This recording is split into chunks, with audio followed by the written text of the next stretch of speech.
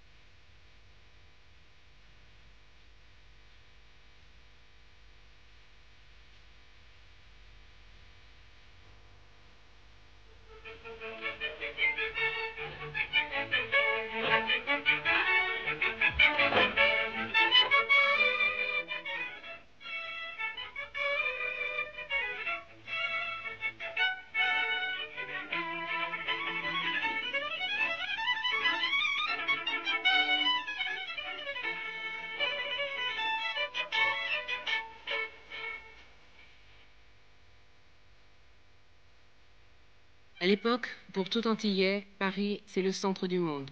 Cet ailleurs tellement présent, où toute chose le concernant se décide, où sa vie de citoyen ou de colonial se fait et se défait. Or, pied de nez de l'histoire à Paris, Césaire rencontre l'Afrique. Sur les bancs de la Sorbonne, un autre nègre est là, qui semblait l'attendre. Il s'appelle Léopold Sédar Senghor. Avec lui, Aimé Césaire fera un voyage déterminant, un voyage à l'intérieur de lui-même.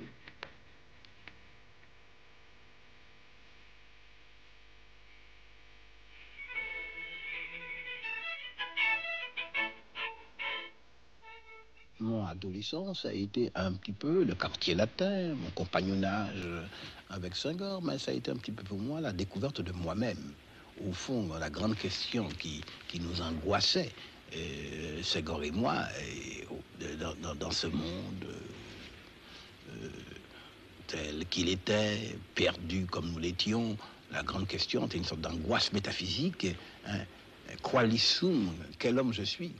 Quel homme je suis? Et c'est à cela que nous avons essayé de répondre. Alors, quel était le contexte de l'époque? Qu'est-ce qui se passait autour de vous? Qu'est-ce qui se passait autour de nous? C'est que, bon, nous étions d'abord des hommes de couleur, et des intellectuels de couleur. Et il faut bien le dire, toute la politique de cette époque était une politique, la politique coloniale. C'était vraiment une politique coloniale, autrement dit, une politique qui était fondée sur l'assimilation et sur l'aliénation. Par conséquent, à terme, on aurait fabriqué de bons petits Français après mais rien d'autre. Et très vite, nous avons compris le caractère pernicieux d'une telle entreprise. Et sans renier la culture, à travers la culture française et à travers la culture universelle, nous avons essayé de chercher notre bien et de prendre possession de nous-mêmes. Je crois que c'était ça la chose essentielle.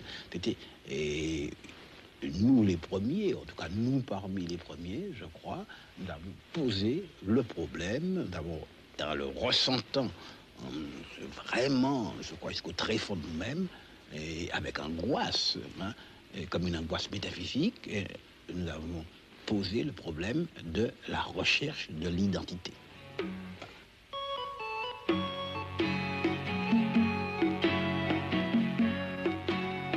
Ni l'instituteur dans sa classe, ni le prêtre au catéchisme ne pourront tirer un mot de ce négrillon somnolent.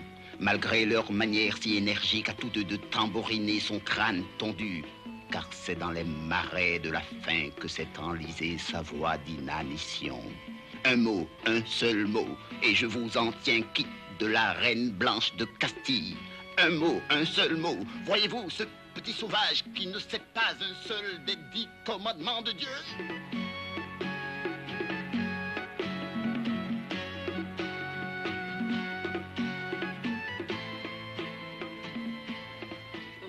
Pour vous, la négritude? Eh bien, la négritude a répondu à une recherche de l'identité. Hein. La négritude, c'était pour nous avant tout remonter aux sources, hein, et comprendre, hein, nous comprendre nous-mêmes. Ah ben, nous ne pouvons pas nous comprendre nous-mêmes si ne nous situons pas dans le grand courant de la pensée africaine. La négritude, on a beaucoup écrit, on a beaucoup disserté, on a beaucoup glossé sur la négritude. Il y a eu toutes sortes d'interprétations, dont certaines sont absolument délirantes, de la négritude, mais pour moi, ça s'est ramené à une chose extrêmement simple. Si vous voulez, ce n'est pas un corps de doctrine. Pour moi, personnellement, c'était autre chose. C'est tout simplement un cogito ergo sum. Hein? C'est la base d'une réflexion. Et la négritude, pour moi, c'est ramené à des choses extrêmement simples, auxquelles je suis resté absolument fidèle. C'est l'affirmation d'abord d'une identité. Ben, si on me demande qui je suis, ben, je réponds que je suis un homme, bien sûr, mais un homme historiquement, géographiquement, ethniquement situé. Bon. Et puis ensuite, deuxièmement, c'est l'affirmation d'une fidélité. Ça signifie que je me suis toujours insurgé contre toute politique d'aliénation. Je suis et je veux persévérer dans l'être. Et puis en même temps, c'est l'affirmation d'une solidarité. Bien sûr, il y a une solidarité humaine, largement humaine, mais bien entendu, il y a aussi une solidarité qui me paraît immédiate, et c'est celle qui unit, ou qui doit unir tous les opprimés, et singulièrement tous les hommes de couleur de par le monde entier. Autrement dit, rien de ce qui se passe à Harlem, rien de ce qui se passe à Dakar, rien de ce qui se passe à Conakry, rien de ce qui se passe au Congo ne m'est étranger. Voilà un petit peu grosso modo, si vous voulez, les présupposés de ce que j'ai appelé, de ce que nous avons appelé la négritude.